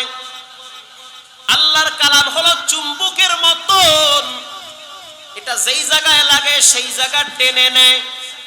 ও মুসলমান নবীর উম্মত, এজন্য সন্তানদেরকে কোরআনের শিক্ষা দেন, কোরআনের তালিম দেন। আজকে ছোট বাচ্চা থেকে শুরু করে 80-90 বছর বুড়া পর্যন্ত দিলে শান্তি পায় না। শান্তি আসবেই বা কেমনে? শান্তি দেওয়ার মালিক যিনি, সেই আল্লাহ বলেন, আলা বিযিক্রিল্লাহি তাতমাইন্নুল কুলুব। শান্তির একটাই রাস্তা, সেটা হলো আল্লাহর স্মরণ। আল্লাহর স্মরণ হবে কোরআনের মাধ্যমে। আগের জামানার মানুষ আল্লাহর কালামের মহব্বত এত গভীর ছিল, আল্লাহর নবী রাহমাতুল লিল আলামিন গভীর রাত তাহাজ্জুদের টাইমে মসজিদে নববীতে প্রবেশ করেছে। হঠাৎ শুনতে পায় হযরত আবু বকর রাদিয়াল্লাহু তাআলা আনহু আস্তে আস্তে কোরআনুল কারীম তেলাওয়াত করে। মায়ার নবী সামনে আগায় দেখতেছে হযরত ওমর বড় আওয়াজে কোরআন পড়ে। নামাজ শেষ হয়ে গেল। আল্লাহর হাবিব আবু বকরকে ডেকে বলল, আবু বকর, তুমি এত আস্তে আস্তে কোরআন কেন তেলাওয়াত করো? আবু বকর রাদিয়াল্লাহু তাআলা আনহু বলেন, এই কোরআনটা যাকে আমি শুনাইতে চাই, সেই আল্লাহ তো আস্তে পড়লেও শুনে। আল্লাহ তাআলাকে আমি কোরআন শুনাইতে চাই, আল্লাহ তো আস্তে পড়লেও শুনে, বিদায় আমি আস্তে আস্তে পড়ি। হযরত ওমরকে প্রশ্ন করা হয়, তুমি এত জোরে জোরে কোরআন তেলাওয়াত কেন করো? হযরত ওমরে ফারুক বলল, আমি দুই কারণে আল্লাহর কালাম জোরে জোরে পড়ি। একটা কারণ হলো আল্লাহর কোরআন তেলাওয়াত করলে শয়তান এলাকা থেকে দূর হয়ে যায়। দুই নম্বরের কারণ, ঘুমন্ত মানুষগুলো যেন জাগ্রত হয় তাহাজ্জুদ নামাজের জন্য। আগের জামানার মানুষগুলার ভিতরে কোরআনের মহব্বত ছিল। যে কোরআন চিনছে রিকশা চালায় খাইলো, বাচ্চাদেরকে কোরআনের শিক্ষা দেয়। যে কোরআন চিনছে ভ্যান চালায় খাইলো, কোরআনের শিক্ষা দেয়। ও মুসলমান নবীর উম্মত, এজন্য সন্তানদেরকে কোরআনের শিক্ষা দেন, কোরআনের তালিম দেন। আল্লাহর নবীর একজন সাহাবী, জলিল কদর সাহাবী, এই সাহাবী একদিন রাত্রিবেলা ইশারের নামাজ শেষ করার পর তাহাজ্জুদে দাঁড়ায় গেছে, কোরআন তেলাওয়াত করে। গভীর রাত আল্লাহর কালামের তেলাওয়াত শুরু হয়ে গেছে। ইয়াসআলুকান নাসু আনিস সাআহ কুল ইন্নামা ইলমুহা ইনদাল্লাহ ওয়া মা ইউদরিকা লাআল্লাস সাআতা তাকুনু করিবা ইন্নাল্লাহা লাআনাল কাফিরিনা ওয়া আ'আদ্দা লাহুম সাঈরা খালিদিনা ফিহা আবাদা লা ইয়াজিদুনা ওয়ালিয়্যান ওয়ালা নাসীরা। যত রাত হয় তত আল্লাহর কালামের তেলাওয়াতের মজা বেড়ে যায়। ইতিমধ্যেই পাশে একটা ঘোড়া লাফানো শুরু করে দিয়েছে কোরআন তেলাওয়াত, খালি লাফায়। পাশে একটা বাচ্চা ঘুমানো ছিল। এই সাহাবী চিন্তা করলো, আমি যদি জোরে জোরে পড়ি তাহলে ঘোড়া আরো জোরে লাফ মারবে, ভয়তে বাচ্চাটার ঘুম ভেঙে যাবে। আস্তে করে আওয়াজটা কমায়া দিয়েছে। সকালবেলা বিশ্বনবীর দরবারে গিয়া বলে, ইয়া রাসূলুল্লাহ, কোরআন তেলাওয়াত করতেছিলাম, একটু আওয়াজ জোরে হয়েছে, ঘোড়া লাফান শুরু করছে। ঘোড়া যখন লাফান শুরু করছে, এদিকে বাচ্চার ভয়েতে আমি আওয়াজ কমায়া দিয়েছি। ফজরের নামাজের সময় আমি যখন আল্লাহর দরবারে চোখের পানি ছেড়ে কাঁদলাম, হঠাৎ নজর করে দেখলাম আমার মাথার উপর দিয়ে কিছু আলো আসমানের দিকে উড়ে যাচ্ছে, কিছু আলো উঠতেছে। আল্লাহর নবী ডাক দিয়া বলে, সাহাবী শুনে নাও, এই আলোগুলা দুনিয়ার সাধারণ আলো না, তোমার কোরআন তেলাওয়াত শোনার জন্য আরশে আজিম থেকে ফেরেশতারা জমিনে এসেছে। তুমি যদি কোরআন তেলাওয়াতটা আরো জোরে করতা, তখন এই সব ফেরেশতাদেরকে মদিনার মানুষগুলো সচক্ষে দেখতে পারত। এজন্য কোরআন তেলাওয়াত বেশি বেশি করবেন তো ইনশাআল্লাহ। আল্লাহর কালামের তেলাওয়াত এত মজা। আর একজন সাহাবী, আল্লাহর নবী একটা তাবু পাহারা দেওয়ার জন্য দুইজন সাহাবীকে দাঁড় করায়া দিস, তোমরা দুইজন এই মুজাহিদদের তাবু পাহারা দিবে। দুই সাহাবী মুজাহিদদের তাবু পাহারা দিবে। কথা কি বুঝতেছেন আপনারা? এবার ওই দুইজন সাহাবী চিন্তা করলো, দুইজন যদি পাহারা দেই গভীর রাত্রে ঘুমায় যাব, তাহলে এক কাজ করি, একজন পাহারা দিব আর একজন ঘুমায় থাকবো। রাত্র যখন গভীর হবে আমি তখন ঘুমায় যাব, তুমি তখন জাগ্রত হয়ে পাহারা দিবে। এক সাহাবী ঘুমায় গেল, আর এক সাহাবী দাঁড়িয়ে আছে। চিন্তা করলো, এভাবে সময় নষ্ট করে লাভ কি, আমি নামাজে দাঁড়ায় কোরআন তেলাওয়াত করি। এই সাহাবী এবার নামাজে দাঁড়ায় গেল, নামাজে দাঁড়ায় কোরআন তেলাওয়াত শুরু করলো সূরা কাহাফ। আলহামদুলিল্লাহিল্লাযী আনজালা আলা আবদিহিল কিতাব ওয়া লাম ইয়াজআল লাহু ইওয়াজা কাইয়িমান লিয়ুনযিরা বা'সান শাদীদা। মজার তেলাওয়াত যত করতেছে তত আবেগ ভরা কণ্ঠ আরো বাড়তেছে। তেলাওয়াত করতে করতে যখন গভীর রাত হয়ে গেছে, দুশমন পার্টি দেখতেছে যে সবাই তো ঘুমিয়ে আছে, কোনো মানুষ তো জাগ্রত নাই। এই সুযোগে বেঈমানেরা আক্রমণ করার পরিকল্পনা নিচ্ছে। হঠাৎ তাকায় দেখে পাহাড়ের চূড়ায় একজন লোক দাঁড়িয়ে আছে, কাঠের মতো, লড়েও না চড়েও না। এবার তাকে টার্গেট করে তীর নিক্ষেপ শুরু করলো। ওই সাহাবীর পায়ে এসে তীর বিদ্ধ হলো। সাহাবী এরপরও নামাজ ছাড়ে না, আবার তীর মারলো, এরপরও নামাজ ছাড়ে না, আবার তীর মারছে, আবারও নামাজ ছাড়তেছে না, আবার তীর মারে, এরপরও নামাজ ছাড়ে না। আপনারা জানেন হযরত আলী রাদিয়াল্লাহু তাআলা আনহুর পায়ে যখন তীর ঢুকে গেছে, তীর টান মারলে হযরত আলীর বড় কষ্ট হয়। সাহাবায়ে কেরাম বলতেছে এভাবে হবে না, হযরত আলী যখন নামাজে দাঁড়াবে তখন তীর টেনে বের করা যাবে, কারণ যখন আলী নামাজে দাঁড়ায় তখন আলীর দুনিয়ার কোনো খেয়াল থাকে না। ও মুসলমান, আজকে নামাজে যদি একটু মশা কামড় দেয় 14 বার ঠ্যাং লড়ায়, আর সাহাবায়ে কেরামদের শরীরে তীর বিদ্ধ হয়, এরপরও তারা টের পায় না। ভাইরা আমার, এবার এই সাহাবীর শরীরে যখন বারবার তীর পড়তেছে, রক্ত বের হইলে তো নামাজ শেষ, তখনও মাসআলাটা স্পষ্ট হয় নাই। কিছুক্ষণ পর চিন্তা করলো, তীরের আঘাতে আঘাতে যদি আমার রক্ত সব বের হয়ে যায় তাহলে আমি হয়তো বেহুশ হয়ে যেতে পারি, আমি হয়তো অজ্ঞান হতে পারি। আমি যদি অজ্ঞান হয়ে যাই, বেহুশ হয়ে যায়, তাহলে পুরা তাবুর সাহাবায়ে কেরামদেরকে হত্যা করবে বেঈমানেরা।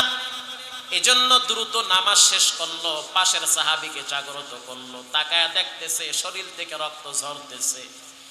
দ্বিতীয় সাহাবী বলতেছে, কি ব্যাপার, তুমি নামাজ এত লম্বা কেন করলা? ওই সাহাবী বলতেছে, আমি যখন নামাজে দাঁড়াইছি আল্লাহর কালামের তেলাওয়াত করতে এত মজা, তেলাওয়াত যত করি তত মনে হয় আল্লাহর নূরের বাতি আমার সিনায় জ্বলতে থাকে। আরে একটা মেয়ে যদি ছেলের প্রেমে পাগল হয়ে গলায় দড়ি দেয়, আত্মহত্যা করে, যেই বান্দা আল্লাহর প্রেমে পাগল, ও তো আল্লাহর জন্য 1000 বার জীবন দিতে প্রস্তুত থাকবে। এজন্য যুবক সাবধান, আল্লাহর কোরআনের বিকল্প কোনো রাস্তায় শান্তি নাই, আল্লাহর কোরআনের বিকল্প কোনো রাস্তায় মুক্তিও নাই। এজন্য ওয়াদা করে নেন, কোরআন নিজে পড়বেন, বাচ্চাদেরকে পড়াবেন। প্রতিদিন আপনি 1440 মিনিট সময় পান, 1 মিনিটে কম হইল 9 বার সূরা ইখলাস পড়া যায়, 1 মিনিটে কম হইল 100 বার সুবহানাল্লাহ বলা যায়। এই সময়গুলা হেলায় খেলায় নষ্ট হয়ে গেলে যে কোনো টাইমে আজরাইলের ধাক্কা খায়া যখন কবরে পড়ে যাবেন, ওই কবরে যাওয়ার পর আপনার বন্ধু বান্ধব কাউকে আপন পাবেন না। যাদেরকে আপন আপন ভাবছেন তারা দেখবেন সর্বোচ্চ কবর পর্যন্ত যাবে, এরপরে কবরে লাশ ফালাইয়া 2 পাশ দিয়া মাটি দিয়া যার যার মতো ঘরে বিদায়। এরপরে যদি আপনার ঈমান আমল দুর্বল হয়, কবরের মাটি 2 পাশ থেকে চাপ দেওয়া শুরু করবে। মুসলমান নবীর উম্মত, আল্লাহর নবী হাদিসে বলেন, মানুষ যখন কবরে যায় ওই কবরের ভিতরে তার একমাত্র বন্ধু হয় কোরআন। উদিআল মাইয়িতু ফি কবরিহি জাআল কুরআন। অন্ধকার কবরে মানুষের সবচেয়ে বেশি বন্ধু হয় কোরআন। যেই ব্যক্তি দুনিয়ার ভিতরে কোরআন পড়ে, কোরআনের সাথে সম্পর্ক রাখে, অন্ধকার কবরের 2 পাশের মাটি চাপ দিতে যখন আসবে তখন কোরআন দাঁড়ায় বলবে, সাবধান, এই ব্যক্তিকে চাপ দেওয়া চলবে না, কারণ দুনিয়ার ভিতরে কোরআনের সাথে সম্পর্ক ছিল। এই ভারতে এক ঘটনা আল্লামা কারি তৈয়ব সাহেব রাহমাতুল্লাহি আলাইহি খুতবায়ে হাকিমুল ইসলামে লিখেছেন। এক গরিব মানুষ মানুষের বাড়ি কামলা দিয়া খাইতো, মৃত্যু হওয়ার কিছুক্ষণ পরই তার কবর থেকে মিশক আম্বরের ঘ্রাণ ছড়ায় গেছে, মিশক আম্বরের ঘ্রাণ ছড়ায় গেছে। এই বাংলাদেশের কয়েকদিন আগের ঘটনা, সিলেটে এক আল্লাহর ওলির কবর থেকে ঘ্রাণ পুরো মহল্লায় ছড়ায় গেছে। এক বড় আল্লাহর ওলি, বুজুর্গ মানুষ, চট্টগ্রাম মুফতি ফয়জুল্লাহ রাহমাতুল্লাহি আলাইহি মৃত্যুর পরে কবর থেকে সুঘ্রাণ ছড়ায় গেছে। এটা পারফিউমের ঘ্রাণ না, আতরের ঘ্রাণ না, এটা হলো আমলের ঘ্রাণ, কোরআনের ঘ্রাণ। আমাদের মহল্লায় কুয়াকাটার পাশে গলাচিপা থানায় মৃত্যুর 14 বছর পর লাশ তাজা পাওয়া গেছে কোরআনের হাফেজের। খবর নিয়ে দেখলাম কোরআনের হাফেজ, কাপড়টা পর্যন্ত নষ্ট হয় নাই। এই দুনিয়া কিছুই না রে ভাই, আজকে মারা গেলে কালকে কেউ খবর নিবে না, কবরের পাশেও কেউ দাঁড়াবে না, দোয়াও করবে না, কিচ্ছু না, দুনিয়ায় কিছুই না। মানুষ প্রতিদিন গাড়ি অ্যাক্সিডেন্টে মরে, স্ট্রোক করে মরে, প্রতিদিন হার্ট অ্যাটাক করে মারা যায়। অতএব দুনিয়ায় যেহেতু থাকার জায়গা না, যেতেই হবে কবরে। ঢাকায় যেতে হলে মানুষের টাকা লাগে, কাপড় চুপড় নিতে হয়, টিকিট কাটতে হয়। কবরে যেহেতু যাবেন, টাকা চলবে না, টিকিট চলবে না, ওখানে আমল লাগবে। আমল যদি লাগে তাহলে আপনার প্রথম আমল হবে কোরআনের তেলাওয়াত। নামাজ শুদ্ধ হতে গেলেও লাগবে কোরআনের তেলাওয়াত। কোরআন তেলাওয়াত যার ভালো, তার নামাজটাও হবে ভালো। ভারতের ওই মুসলমানের কবর থেকে ঘ্রাণ ছড়ায় গেছে। দারুল উলুম দেওবন্দ মাদ্রাসার উলামায়ে কেরাম যখন ওই লোকটার বাড়িতে গেল, গিয়া দেখতেছে ছোট্ট একটা মেয়ে। প্রশ্ন করা হলো, তোমার বাবার কি আমল ছিল? মেয়েটা বলল, আমার বাবার তেমন কোনো আমল নাই, কিন্তু আমার বাবারে দেখতাম সকালবেলা ফজরের নামাজের পর আমার আব্বা একটা কোরআন শরীফ আছে ঘরের উপরে, তাকের উপরে কোরআন শরীফটা থাকতো।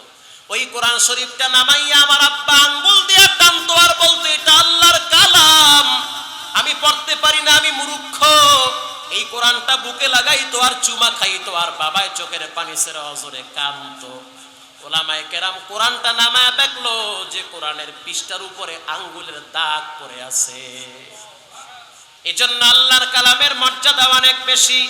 ও এলাকার যুবক, যৌবনের তোমার মূল্য অনেক বেশি। যৌবন বয়সে যে কোরআন পড়ে, নবীর হাদিস মোতাবেক চলে, আল্লাহ পাক তাকে বৃদ্ধ বয়সে বিনা পুঁজিতে বরকত বাড়ায়া দেয়। শক্তি নাই, যাইতে পারে না মসজিদে, আল্লাহ বলেন ফেরেশতারা লেখ, যৌবন বয়সে শক্তি ছিল মসজিদে গেছে, ঘরে থাকলেও আমল নামায় মসজিদে যাওয়ার সওয়াব। এজন্য আজ থেকে ওয়াদা করেন, ছেলে মেয়েদেরকে কোরআন শিখাবেন, নিজে কোরআন পড়বেন, 5 ওয়াক্ত নামাজ পড়বেন, দাড়িটা কাটবেন না, চুলগুলো নবীর তরিকায় রাখবেন, আল্লাহ এবং রসুলের মহব্বত নিয়ে কবরে যাবেন। দিলটা যদি ভালো হয়, দুটো হাত তুলে আল্লাহকে দেখায় দেই, নারায়ে তাকবীর। আয় আল্লাহ, হাতগুলো আপনি কবুল করে নেন। আয় আল্লাহ, এই হাতগুলা জীবনে একবার কাবার গিলাফের সাথে লাগার তৌফিক দেন। আয় আল্লাহ, জীবনে একবার রাসূলের রওজার সামনে দাঁড়াবার তৌফিক দেন, বলেন আমিন। রঙ্গে তাকওয়া, রঙ্গে সিদ্দিক, রঙ্গে দিন, তা'বুদু বা তিবু আদবর আবেদিন। এতক্ষণ কথায় আপনারা কি বুঝলেন? কোরআনের শিক্ষা লাগবে কি লাগবে না? পড়েন কোরআন। এই দুনিয়ায় বন্ধু বান্ধব এগুলো হইছে বেশিরভাগ নষ্টের মূল। এই বন্ধু বান্ধবের পাল্লায় পইরা 2 দিন পর হুনি ধান খেতে বন্ধুর লাশ পাওয়া যায়। বাধ্য বন্ধু বান্ধব, যতদিন খাওয়াবা বন্ধু বান্ধব সালাম, ফোন নিজে দিবে তোমারে, আর খাওয়াইতে পারবে না, তোমার টাকা নাই, তোমার ফোনও সে রিসিভ করবে না। এই ধান্দামি গোষ্ঠী সব বাদ। আমার প্রকৃত বন্ধু হলো যিনি আমাকে শ্বাস টানার শক্তি এখনো দিয়েছে। বলেন, এই শ্বাস টানার শক্তি কে দিয়েছে? এই শ্বাস বন্ধ হোক আজকে, কালকে কইবে করুণায় মরছে। কথা কন না? এই লাশও দাফন করতে কেউ যাইবে না, লাশটায় ফালায় রাখবে, শুয়ার কুত্তা যেমনে মরে হেমনে মারি দেয়। এই করুণার নাম দিয়া ঠিক মতো বাপেরও জানাজা পড়ে না, ঠিক মতো কবরেও রাখে না। অতএব এই বন্ধু বান্ধব বাদ দেন, ইমান আমল নিয়ে কবরে যান, নামাজ পড়েন, দাড়ি রাখেন, আল্লাহ এবং রাসূলের মহব্বতে জিকির করেন, কোরআন তেলাওয়াত করেন, আল্লাহ পাক অল্প পুঁজিতে বরকত বাড়ায়া দিবেন। আজকের এই ইসলাহি মাহফিলটা আসতে পেরে, বসতে পেরে আপনারা খুশি না বেজার? সবাই খুশি। আল্লাহ তাআলা আমাদের সকলকে এই মাদ্রাসাটার প্রতি সুনেক নজর এবং আর্থিক মানসিক সাপোর্ট দিয়ে আল্লাহ পাক এহকাল পরকাল জিন্দেগিতে সর্বোচ্চ মর্যাদার উচ্চ আসন দান করুন। আল্লাহ পাক কোরআনের সাথে সম্পর্ক লাগার থাকার কারণে এই উসিলায় যেন হাসরের ময়দানে উত্তম যাজায় খায়ের দান করে, বলেন আমিন। আপনাদের ছেলেদেরকে মাদ্রাসায় দিবেন ইনশাআল্লাহ, মা বোনদেরকে কোরআন তেলাওয়াত শিক্ষা দিবেন, বাচ্চাদেরকে সকালবেলা মসজিদে পাঠাবেন, মাদ্রাসায় পাঠাবেন। ছোট বাচ্চাদেরকে যেমনে শিখাবেন ওরা তেমনে শিখবে। কাদা যদি দেওয়ালে লাগান, লাগবে না পড়বে? লাগবে। কিন্তু কাদা যদি শক্ত হয়, এটা দেওয়ালে লাগাইলে লাগবে না পড়ে যাবে? পড়ে যাবে। একটা গাছ যদি সোজা করতে চান, লাগাবার সময় সোজা করে লাগাইতে হবে, কথা কি ঠিক? কিন্তু বেঁকা কইরা গাছ লাগাইবেন, এই গাছটা 10 বছর পরে যদি সোজা করতে চান, সোজা হইবে? আমনে সোজা হইবে, গাছ সোজা হইবে না। তো ঠিক ছেলে মেয়েদেরকে ছোট থেকে যেমনি শিখাইবেন ওরা অমনে শিখবে। ছোট থেকে সালাম শিক্ষা দিবেন, ছোট থেকে কোরআন শিক্ষা দিবেন, আল্লাহ এবং রসুল কি চিনাবেন। বড় হওয়ার পরে ডাক্তার হবে, ডক্টর হবে, প্রফেসর হবে, ইঞ্জিনিয়ার হবে। কোরআনের সাথে লাগার কারণে জীবন চলে যাবে। ওসি দুর্নীতিবাজ প্রদীপের মতো লুচ্চা বদমাইশ হবে না, হবে না। কারণ কোরআনের মেডিসিন ভিতরে থাকলে, কোরআনের মেডিসিন যদি ভিতরে থাকে, বড় হওয়ার পর জজ হবে, ব্যারিস্টার হবে, আইজি হবে, ডিসি হবে, এসপি হবে, জীবন চলে যাবে। কোন অসহায় মানুষকে মিথ্যা মামলা দিয়ে ফাঁসির কাস্টে ঝুলাবে না, এটা সত্য কথা। এজন্য দরকার কোরআনের সোহবত, কোরআনের সংস্রব। আল্লাহ তাআলা আমাদের সকলকে কোরআনের সাথে জুড়ে মিলে থাকার তৌফিক দান করুক, বলেন আমিন। কোরআনের সাথে গভীর সম্পর্ক রাখার তৌফিক দান করুক, আমিন। কিচ্ছু পারেন না, সূরা ইখলাসটাও কি পারেন না? কথা বলেন না কেন? পারেন তো সবাই? এটা পড়বেন, 3 বার পড়বেন। 3 বার পড়লে 1 খতম কোরআনের সওয়াব পাওয়া যায়। পড়বেন 3 বার, পড়বেন তো ইনশাআল্লাহ। পড়লে লাভ হবে, আপনার লাভ, পাগলও তো বুঝে নিজের লাভ। পড়বেন ইনশাআল্লাহ। আল্লাহ তাআলা আমাদের সকলকে কোরআনের সাথে সম্পর্ক রেখে দুনিয়া থেকে বিদায় হওয়ার তৌফিক দান করুক, বলেন আমিন। আর জোরে বলেন আমিন, সুম্মা আমিন। ওয়া আখিরি দাওয়ানা আনিল হামদুলিল্লাহি রাব্বিল আলামিন। দুরূদ শরীফ পড়ে আল্লাহুম্মা সাল্লি আলা সাইয়্যিদিনা মুহাম্মদ ওয়া আলা আলি মুহাম্মদ কামা সাল্লাইতা আলা ইব্রাহিম ওয়া আলা আলি ইব্রাহিম ইন্নাকা হামিদুম মাজিদ। আল্লাহুম্মা বারিক আলা মুহাম্মাদিন ওয়া আলা আলি মুহাম্মদ কামা বারাকতা আলা ইব্রাহিম ওয়া আলা আলি ইব্রাহিম ইন্নাকা হামিদুম মাজিদ। আলহামদুলিল্লাহি রাব্বিল আলামিন। والصلاة والسلام على سيد الأنبياء والمرسلين وعلى آله وأصحابه أجمعين. ربنا ظلمنا أنفسنا وإن لم تغفر لنا وترحمنا لنكونن من الخاسرين. رب ارحمهما كما ربياني صغيرا. সবাই পড়েন রব্বির হামহুমা কামা রব্বায়ানি সগীরা। রব্বির হামহুমা কামা রব্বায়ানি সগীরা। ও দয়ার মালিক, গভীর রাত আপনার আলিশান দরবারে ভিক্ষুকের মতো দুটো হাত বাড়িয়ে দিয়েছি। বাংলাদেশের অফিস আদালতগুলি বন্ধ হয়ে গেছে, কিন্তু আমরা জানি আপনার মতো এত বড় বাদশার দরওয়াজাগুলো খোলা আছে। দুনিয়ার সব দরওয়াজা বন্ধ হইল, আপনার দরওয়াজাগুলি বন্ধ হয় নাই। বান্দা যখনই আপনাকে ডাক দেয়, আপনি বান্দার ডাকে জবাব দেন। আয় আল্লাহ, এরকম ভিক্ষুকের মতো দুটি হাত কারো কাছে কোনোদিন তুলি নাই। জীবনে অনেক কষ্ট করেছি, এরপরও কারো কাছে এরকম দুটি হাত পাতি নাই গো আল্লাহ। আজকে আমরা অসহায়, গুনাহের বোঝা মাথায় নিয়ে আপনার দরবারে হাত বাড়াইছি। যেই জিহ্বা লড়ায় আমিন আমিন বলি, মিথ্যা বলে বলে জিহ্বা নাপাক বানাইছি। যেই হাত আপনার দরবারে তুলিছি, গুনাহের কাজ করে হাত দুখানা নাপাক বানায় ফেলাইছি। আজকে গুনাহের কারণে আমাদের দিলগুলা শক্ত হয়ে গেছে। দিল গুনাহের কারণে দিল শক্ত হয়ে গেছে। কত মানুষ নামাজে দাঁড়াইলে চোখের পানি ছেড়ে কান্দে। কত মানুষ হাত তুললে আপনার দরবারে বাচ্চাদের মতো কান্দে। আজকে আমাদের গুনাহের কারণে দিল শক্ত হয়ে গেছে। আমাদের চোখে পানি নাই, দিলের ভিতরে কোনো কান্না নাই। এই দুনিয়ায় ঘুমাইতে আর খাইতে রাত্র দিন কেটে গেল, কিছুই করতে পারলাম না। না জানি কোন সময় আপনি আজরাইল পাঠায়া দেন, না জানি কোন সময় আপনি বাড়ির সামনে মসজিদের পালকি পাঠায়া দেন, না জানি কোন সময় আপনি দোকানের 3টা কাপড় পাঠায়া দেন। কেউ বলবে গরম পানি কর, কেউ বলবে কবর খনন কর, কেউ বলবে জানাজার জন্য ইমাম সাহেবকে ডাক দাও। সেই দিনটা কালকেও হতে পারে, একটু পরেও হতে পারে গো আল্লাহ। এই রাত্রে কত মানুষ কুমিল্লা থেকে বিদায় নেবে গো মালিক। কত যুবক ঘুমের ভিতরে হঠাৎ স্ট্রোক করে দম বন্ধ হয়ে মারা যায়। আয় আল্লাহ, এখনো আপনি আমাদেরকে জিন্দা রাখছেন। আয় আল্লাহ, যেহেতু এখনো জীবিত রাখছেন, আপনার দরবারে তওবা করতেছি। আয় আল্লাহ, আহমদ শফি রহমাতুল্লাহ আলাইহি তার কবরটা জান্নাতের বাগান বানায়া দেন। এই এলাকার পাশে উজানির কারি ইব্রাহিম রহমাতুল্লাহ আলাইহি ঘুমিয়ে আছে। আয় আল্লাহ, তার কবরটাকে নূরে মুনাওয়ারা করে দেন।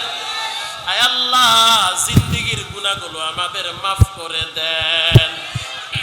আমরা যারা আমিন আমিন বলতেছি, আল্লাহ এখানে অনেক মানুষ দোয়া শেষ হওয়ার পর বাড়ি গিয়া দেখবে মা ঘুমায় নাই, বাবাও ঘুমায় নাই।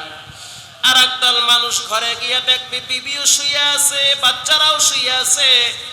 ডানে বামে তাকায় দেখবে মায়ের বিছানা খালি।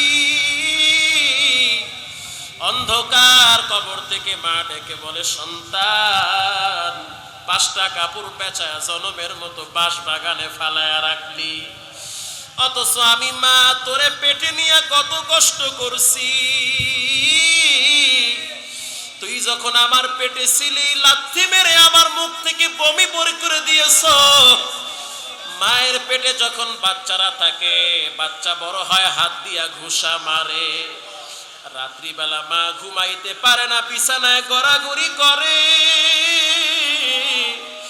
আয় আল্লাহ, জানি না এই মজলিসে কে জনমের এতিম। আয় আল্লাহ, মা বাবার কবরটা জান্নাতের বাগান বানায় দেন। আয় আল্লাহ, অনেক যুবকরা আপনার দরবারে হাত তুলেছে, সবাইকে মাফ করে দেন। এলাকার উপরে আপনার খাস রহমত বর্ষণ করেন। আয় আল্লাহ, যারা মাদ্রাসার মুখালিফ তাদেরকে মুআফিক বানায়া দেন। আয় আল্লাহ, যাদের সাথে মাদ্রাসার দূরত্ব তাদেরকে সম্পর্ক লাগায়া দেন। আয় আল্লাহ, যার মনে যেই তামান্না আছে আপনি কবুল করে নেন। আয় আল্লাহ, এখানে জানি না কার মৃত্যুর সময় ঘনিয়ে আসছে। আয় আল্লাহ, খাঁটি মুসলমান না বানায় কবরে ডাক দিয়েন না। আয় আল্লাহ, যার মনে যে আশা আছে আপনি কবুল করে নেন। আয় আল্লাহ, এই মহামারী থেকে সারা বিশ্বকে হেফাজত করেন। আয় আল্লাহ, আমার দেশ কোরআনের দেশ, ইসলামী দেশ, হাজার হাজার লাখ লাখ মুসলমান এই জমিনে ঘুমিয়ে আছে গো আল্লাহ। আমাদের পাপের কারণে এই জমিনে গজব দিয়া ধ্বংস করে দিয়েন না। আয় আল্লাহ, এই দেশের প্রশাসনকে আপনি ইসলাম ও কোরআনের লাইনে কবুল করে নেন। সরকারি দল বিরোধী দল সবার ভিতরে কোরআনের মহব্বত ঢুকায়া দেন। আয় আল্লাহ, যারা আমিন আমিন বলে সবাইকে কবুল করে নেন। এই মাদ্রাসার পিছনে, মাহফিলের পিছনে যাদের শ্রম টাকা পয়সা ব্যয় হয়েছে আপনি কবুল করে নেন। আল্লাহুম্মা ইন্না নাসআলুকাল হুদা ওয়াত তুকা ওয়াল আফাফা ওয়াল গিনা ইয়া আরহামার রাহিমিন, ইয়া আরহামার রাহিমিন। সাল্লাল্লাহু তাআলা আলাইহি ওয়া আলা আলিহি ওয়া আসহাবিহি ওয়া আজওয়াজিহি ওয়া আতবাইহি আজমাইন। আমিন আমিন বিরহমাতিকা ইয়া আরহামার রাহিমিন।